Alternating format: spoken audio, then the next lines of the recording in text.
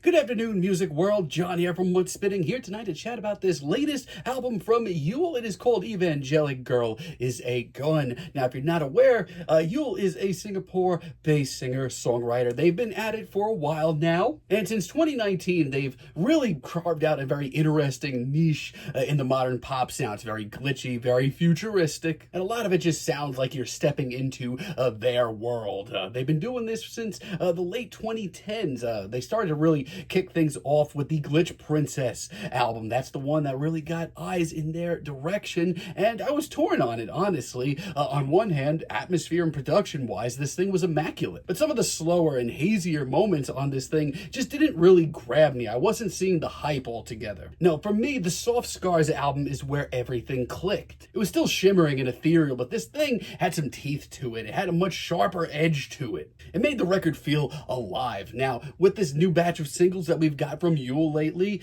they've clearly been pushing the envelope once again, toying out different sounds that work with their genres. And for the most part, I thought they were pretty solid. Let's dive in. Now, this is by far the most that Yeule has dove into this sort of trip-hop territory, and that is apparent right from the word go on Tequila, Coma. It's moody, it's slick, it's got a great bass groove. Yeule's vocals just kind of just drip and just expand into this beat and become one with it, making for just a very dreary cinematic sound. But then we have The Girl Who Sold Her Face. This one sort of dives into an alternative rock territory. It's got breezy guitars and a little angst behind the vocals. It's almost in the realm of like Biba Doobie's music, in the best way. It also just has this veil of cool to it that's hard to ignore. And Echo is one of the brightest tracks of the bunch, full of just shimmering synths, a bubbly beat, and a very confident performance from Yeule as well. It's playful, it's bold, it's honestly perfect for spring. I mean, all these sounds come together really nice for Yeule, and it just feels like their universe is expanding through it. But not every track here lands completely. Like 1967, for example, this one does have a very cool atmosphere to it, but Yeule's performance on this cut just sounds like they're awkwardly shuffling through it. I don't know, it just doesn't really hold up to some of the better tracks on this record. And VV kind of aims for a softer, almost lullaby sound, but it just ends up feeling really flat and lifeless without any sense of actual emotion. It's more forgetful than any...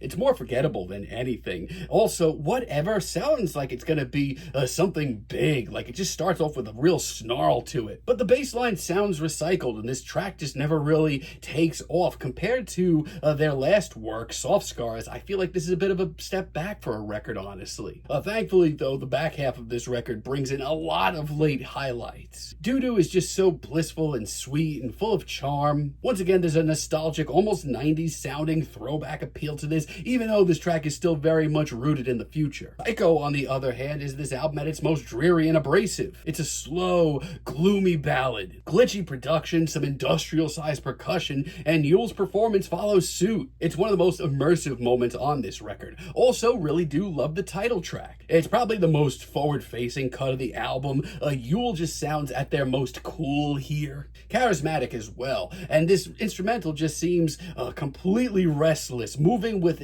every inch. The hook is also so incredibly hypnotic. It's one of the boldest moves here. And Skullcrusher ends things off with a very loud, industrial, and dark bang. Now, I've enjoyed this track since it dropped as a single for all of those reasons. I just kind of wish that at the end of the day we got more experiments like this on the record. I don't know, at the end of the day I still feel like Yeule can put out something a lot darker and grittier and still keep their futuristic charm. Yeah, this one definitely has a few stumbles, and I much prefer their last work, Soft Scars. But outside of that, Yeule just keeps pushing the envelope, and as long as they keep things interesting, I'm gonna tune in for it. Feeling a very light 7 on this album, but let me know what you all think down below. If you liked the video, be sure to give us a like, give us a subscribe, and let me know down below what you would like for me to chat about in the future. And until next time, have a great day, friends.